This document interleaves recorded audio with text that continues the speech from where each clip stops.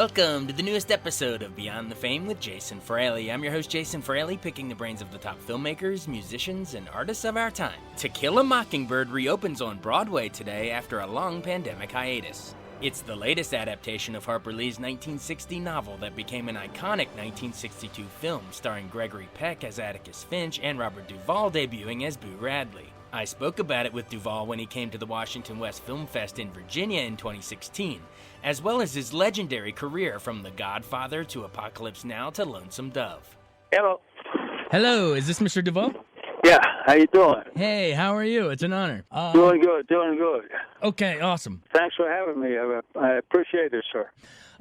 Now, a lot of our listeners are, probably huge fans of your movies, but they might not know that, you've lived right here in our backyard in Virginia for a while.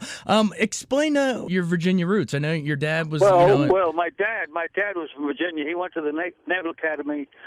He went to school in the woods down near Lorton, Virginia. He went to the Naval Academy when he was 16 years old. They let him in. He was a career naval officer, and my brother had lived here, so I came back a number of years ago and bought a farm down here. And then I bought another one over near the plains. And although both my father and my brother passed away, I feel very, very good to live. I love living in Virginia, and my wife is now a citizen here in the United States, and she considers Virginia to be the last station before heaven. So that's a nice comment by my wife, Luciana. Is this heaven? No, it's Virginia. Oh, that's great. Didn't your mom also have some roots in Virginia too, like Robert E. Lee's family? Well, they say I'm related to Robert E. Lee, but I always say so is everybody else in Virginia. Yeah, that's true. But when I had the good fortunate and a wonderful opportunity to play the part of Robert E. Lee in Gods and Generals, all I did was talk exactly like my father from Northern Virginia with that soft R.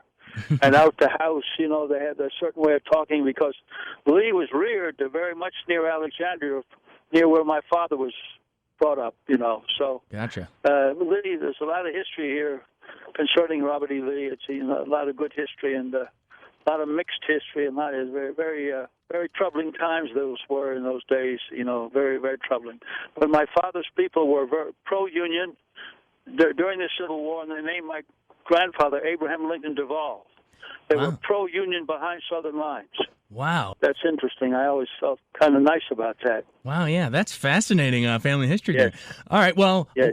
Awesome. Well, the reason we're talking, obviously, is because you've thrown your support behind the Washington West Film Fest. When did you first get involved with them? Well, you mean the people up in Winchester? Yeah. Oh, well, my wife and I, we've known them for a number of years, and they do a wonderful job with foster children, helping rear those who don't have a home, and it's a wonderfully benevolent place up there for young people coming up that have had bad upbringing and look for a new life and new hope. They do wonderful work at Evans Home. Yes, that's awesome. Why should our listeners come out to Washington West? Because I know I think the Middleburg Film Festival is going on the same weekend, but if you ask me, that's sort of rising tide raises all boats. Yeah, well, I don't know much about the film festival in Middleburg here, but I do know about the one in Reston. A year ago, we hosted some people from that festival and had a very wonderful afternoon and dealing with those very nice people, very much so. Now, I hear that you're going to have a special evening with you on stage where you're going to be introducing some film clips. Yeah, well, I've had a lot of film clips. Some of them I want to forget, some of them I like, but I hope they pick the best ones, and we'll have a conversation, which I always like, with an audience and with the moderator. We talk about this and that in a very informal way. No, nothing judgmental or anything like that. Just to let people know what I do and what I feel about the business and so forth. I've been blessed to be in a wonderful, have a wonderful career and a great profession.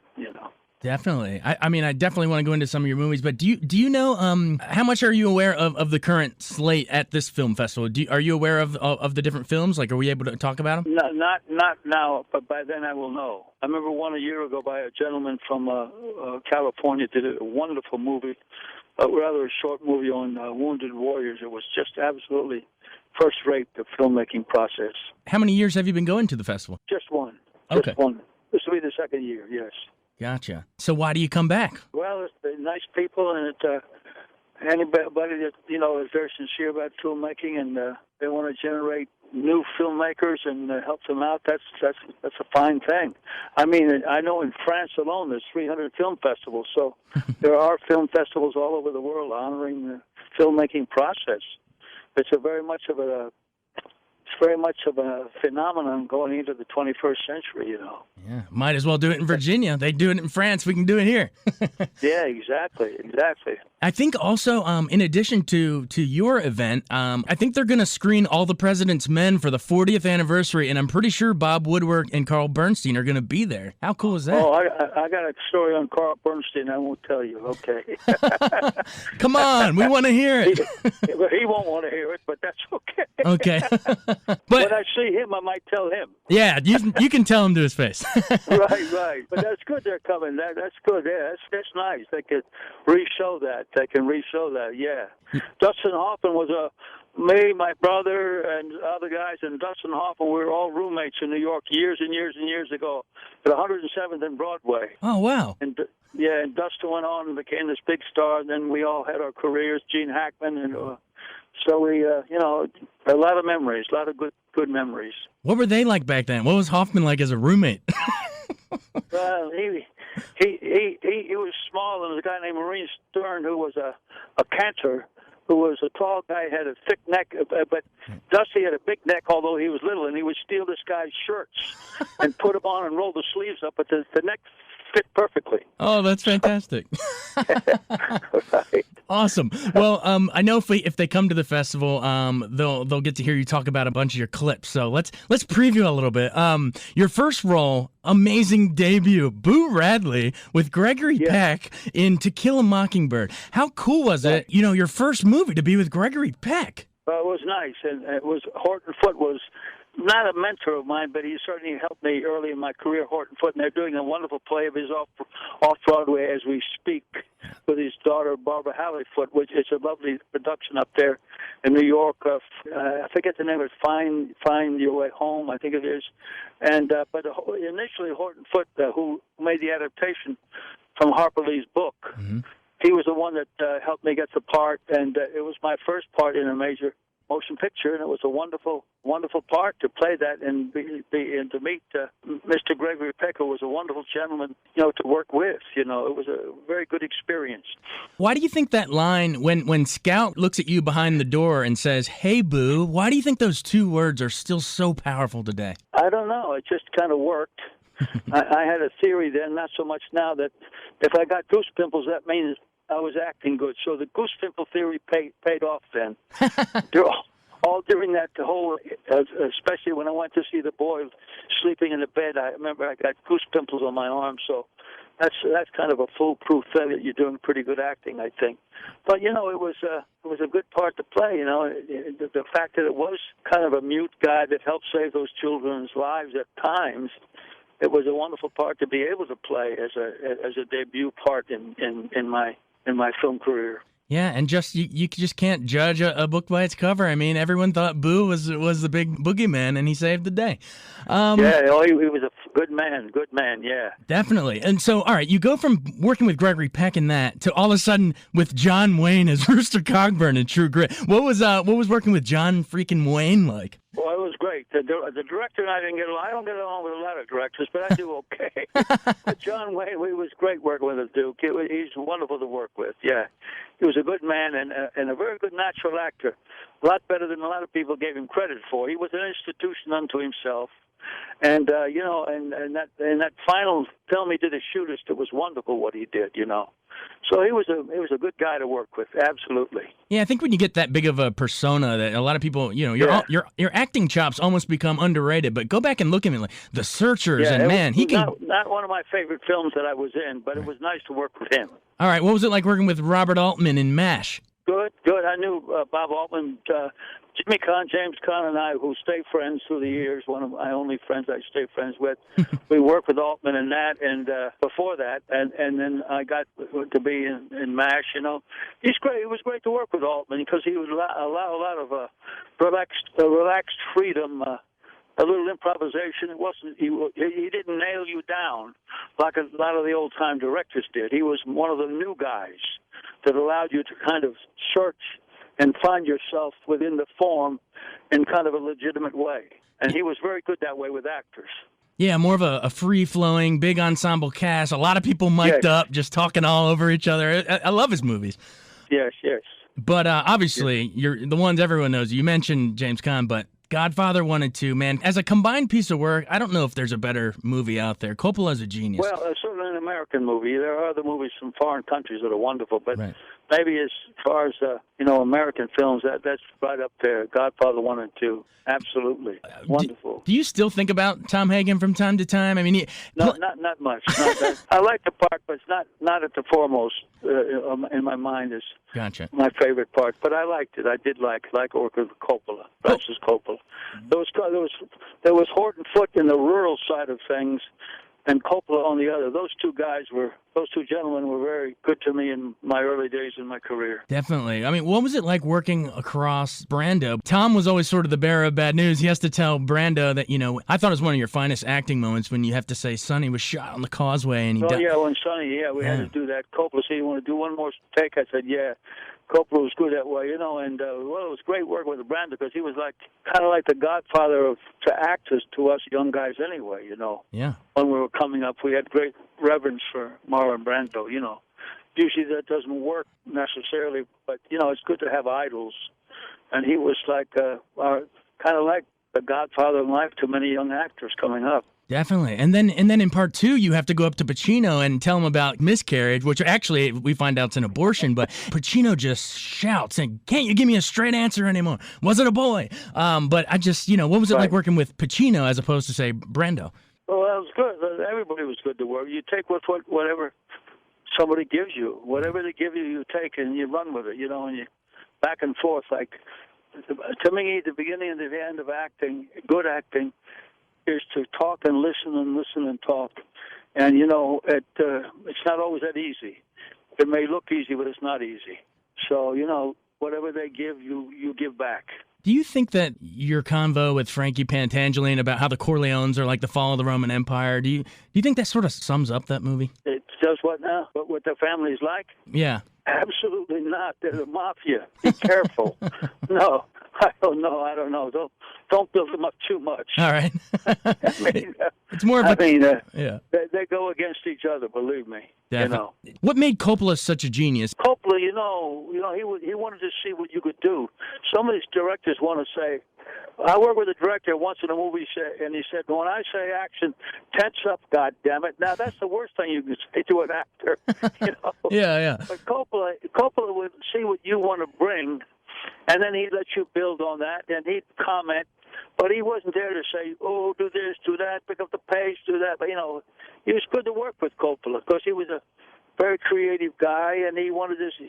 He hired you to see what you could do, not what you tell you. And sometimes we'd carry on and make faces and laugh. He said, "Come on, guys, we got to be serious now." Jimmy Caan, was like. Brando loved Jimmy Caan because Jimmy is so funny, and Brando would read his lines. He'd put little signs or big posters up, and one day we took the lines away and put a wedding invitation in so he couldn't see it, so they had to stop, and everybody was laughing, and we'd moan each other, and Coppola said, "Come on, guys, we got to be serious now." But he knew that sense of humor, that it helped relax the situation. Yeah. So I don't know about other directors, but he was great that way, Coppola.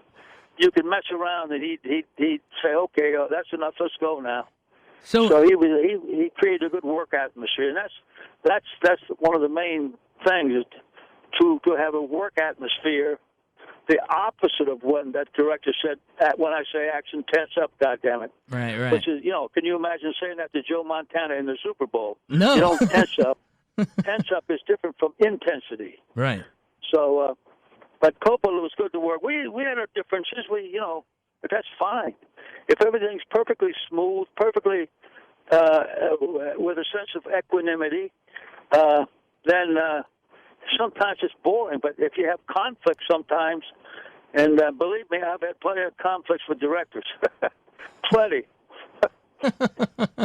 So even in the heavier stuff, you're saying it's sort of light on set. So even like the horse head in the bed, I know you're not there for that, but you set that up with the stuff with Waltz, with trying to get Johnny Fontaine that movie. One of my favorite parts is when you come in with that basket of flowers and you say, "Oh, hey, Johnny got the picture," and so we know exactly what happened. Oh, so yeah. Oh, that's just great. Definitely. And in between those two movies, you worked with Coppola a smaller part, but in The Conversation with Gene Hackman again. I'll never forget that sort of shot of you, with the, what is it, like I just had a small part, but, I like working with Coppola, and Gene was a friend and a wonderful actor, and retired too early, but he just did some lovely work, and that was one, The Conversation. And Coppola told me that might be his favorite film, The Conversation. Wow, definitely one of the more underrated, but it's brilliant. Yeah, lovely film. That movie really foreshadowed sort of the surveillance state that we have. Yeah, exactly. Yeah, for sure. And another Coppola one, while we're just going through them, Apocalypse Now. Do you still smell napalm in the morning? Yeah, right. No, not too much. Yeah, that was interesting playing that part because initially it was a little too much, as they say, over the top, as they say. My character's name was Colonel Carnage, but they tempered it, to Kilgore. And I got there, they had him dressed in cowboy boots, and I said, no, let me do my homework. And the Air Cavalry, which is still in evidence in the museum in Fort Hood, Texas, they did wear cavalry hats, cross sabers, boots with spurs, kind of like the cavalry of the last century that went into helicopters and tanks in the following century. So that Air Cavalry, I did my homework and then find out, and Coppola let me find that, to do my research and come up with that was different from the actual script. To dress like the Air Cavalry officers, which you can see that in the museum down in Fort Hood, Texas now. Wow. Yeah. I mean, I think you almost steal the movie. There's explosions going off, and you're just talking about how good the waters are to surf. You want to go surfing. Yeah, exactly. Right. Do you remember delivering that line, the napalm in the morning? Like, did you have any idea it would take off as like a pop culture staple? No, but I remember it now. I remember I kind of knelt down and what it does. I forget this, but I realized that the help that I got just through memory when I was in the service in the Army. I remember how the special service officers stood and talked and knelt and dealt with each other. So I remember those images when I was at Fort Bragg, North Carolina, and that kind of influenced me in that whole, particularly in that part of my performance when I said those lines. The napalm in the morning sounds like victory. Oh, I love it. Awesome. Sidney Lumet, Patty Chayefsky, Network. I loved your role in that one as the I Network. liked it okay. Okay. Not one of my favorite films, but it was nice. Yeah, it was nice to be able to do. Nice to work with Bill Holden. Great guy to work with. Great guy. Bill Holden is a good actor, and whenever a woman would come on the set, his antenna would go up. Boy, he'd like to have the ladies around. He was terrific. That guy. How much did the idea of Howard Beale, that Peter Finch character, how much of Howard Beale sort of came true? You guys predicted cable TV in a lot of ways. Yeah, I guess. How do you mean, like? Well, just it's sort of gone from just a couple networks doing more hard news, and now it's these really lively personalities like Beale. Oh yeah, I mean the news station. I get them in the morning and I watch them. My mind goes in circles. What am I watching this for? But I do. It's kind of interesting to see the different shows. Everybody's an authority on everything. Does it make you mad as hell and you can't take it anymore? No, not so much. So much. You just got to roll with the punches. All right, Tender Mercies. You got to if you ask me, a long overdue Oscar by that point. But what are your memories of that movie? Well, when I got the Oscar, it was nice. As soon as when Dolly Parton said, "And the winner is," I knew I'd won it because she was into country music. I knew then that I was okay, because I was the only other contestants, nominees were from Britain, from England. Yeah. So it was nice to win in something that Horton Foote, made the adaptation once. Oh no, it was the original screenplay actually that he wrote. Horton Foote once again. Robert Duvall loves him some Horton Foote, man. That's awesome. The Natural, Barry Levinson. Just one of those magical, magical. Yeah, good director. I enjoyed working on that. I did, up in Buffalo, New York. And we say, "Oh, Bobby can't come to the phone. He's swimming. He's in. I'd be in one of the Great Lakes, the beautiful Great Lakes up there. I rented a house on the Canadian side that a priest owned, and that I rented out from the priest on that side of the Canadian border. Yeah. And all I remember was it was nice living there and good Chinese food on the Canadian side. we love to eat. Oh, that's great. What was Robert Redford like on set when he wasn't swimming? Well, good. He's kind of aloof, kind of unto himself. He had a lot to do. Yeah, he's fine. He's fine to work with. Yeah. I don't know him that well. We rode horses years ago when they had that film festival up in Utah, and I remember riding on his, on the ridge near his farm, his ranch there, the beautiful country there. Sundance. Yeah, Sundance. Yeah, I went to Sundance in the very early years. I haven't been back a lot since then, but in the very early years, I went there several years and did certain things, and we had certain little directing and acting symposiums or whatever you want to call them. And but I didn't become a close friend or anything. He was always very amicable and pleasant to work with. He was. And speaking of riding horses, Lonesome Dove, that great TV miniseries. What are your memories of that? I mean, that was working, in a longer form, and this was before TV totally took off like it is today. I mean, TV is, they say, a golden era now, but I think Lonesome Dove was sort of a pioneer in terms of like a long form storytelling. Absolutely, 16 weeks, and I walked into the commissary one day in Lonesome Dove. I said, "Boys, we're making the Godfather of Westerns," And years later, when I was made an honorary Texas Ranger by Hank Whitman, it was a nice evening, and a woman came up, because that's like the Bible in Texas.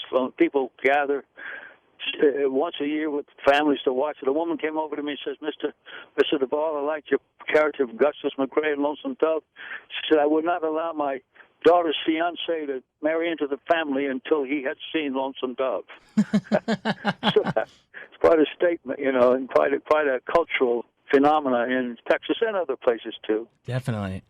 Falling Down with Mike Douglas. Oh yeah, it's so long ago. It's hard to remember. You've done so many. With Douglas, Michael Douglas, right? Yeah, Joel Schumacher. Yeah, it was nice. Yeah, it was a nice film to make with the director and all. Yeah, it was a good job. A good job. I look at it as a really good job. Yeah. Well, we could go through. But I like television too. I mean, two of the parts I liked very much that people never mentioned was wrestling Ernest Hemingway, where I played a Cuban barber, and then one of my favorite parts in a strange way was when we actually filmed in the Kremlin when I played Joseph Stalin. Oh wow! Years ago, first time, and I heard that Nikita Mikhailov's father liked it very much, who had served 8 times under Stalin. But what really I think about was that there was a gentleman, an older fellow, that his small apartment was stacked with books of Stalin. A Russian guy. He hated Stalin. And when I went back, he said I did it. I made it. And that was a great compliment coming from this student, long-time student, this hater of Stalin, Joseph Stalin. So that was a part I liked. And once again, it was television, but sometimes television offers things. People don't do television because it's not like a film. But now a lot of people do television, because television has gotten very good again. Oh yeah, it's the place to be now. Yeah, exactly. That's awesome. So those two TV roles are ones that we should go back and check out, sort of the hidden gems of the Duvall career. All right. Is there any particular scene or two that you're most proud of as an actor of all of the work you ever did? There were sure some scenes I liked, more than others, obviously. As a part, I always lean back towards Augustus McRae and Lonesome Dove, but there were different. When actors talk about other actors, they say, "Well, he had good moments." I had good, and I don't think critics or other people on the street necessarily know what that is. Even when they see it, they might. But other actors see what kind of moments an actor might have, and gain respect of his peers in certain scenes in certain films. But I've had some good moments, quite a few moments in certain films. All the films, some of them, as I said before, we'll forget about. But there've been some, I've had some good moments in the films. I'd have to think about it a little bit. I have to say, Lonesome Dove was my favorite. Also, when I did American Buffalo on Broadway. Oh, awesome! Directed by Ulu Grossbart. That was one of the highlights because I felt I never collect reviews, but I understand that and Lonesome Dove I got very good reviews. So. But that. Well, what about in your most recent Oscar nomination, The Judge? Underrated in my mind. What were your moments in that, you think? Well, I enjoyed working in that. I did. I enjoyed working with Robert Duvall and his wife. He's terrific to work with as an actor, and his wife as producers. They're very, very good, and Billy Bob was in there, and D'Onofrio, and we had good people, and it was an interesting script, and I enjoyed doing that part very much. The Judge, Yeah, it's a nice part. I could really kind of unleash within controlled moments, certain emotional things that come from me, and not just out of one's head, Doing a courtroom drama like that, it almost felt like you came full circle to Kill a Mockingbird. Only now you were Atticus Finch in the courtroom, Yeah, yeah, I know what you mean. Yeah. Exactly. No, I wasn't Atticus Finch. No, not exactly. Yeah, but I know what you mean. Yeah. Yeah. Okay, cool, awesome. Well, God, thanks so much. You've been more than generous with your time. Yeah, nice talk. Now you'll be there next week. Yes, I'm definitely going to come for your event and maybe that a couple other ones. In terms of your actual event, do you know which clips are you going to show? Which movies, do you know? They don't always pick the ones I want. I wish they picked Stalin. I wish they picked the one where I played the Cuban barber, but they never do. Right. They picked the obvious ones, which are okay, But, I don't know which ones they're going to pick. I don't know. Right. So. Thanks so much for joining us. This was an honor. Okay, sir. Thanks. Nice talking to you. You too, sir. Thanks a lot. Okay, bye-bye. Thanks so much for joining us on Beyond the Fame with Jason Fraley. Remember to hit the subscribe button and give us a 5-star rating if you like what you hear. We'll see you next time.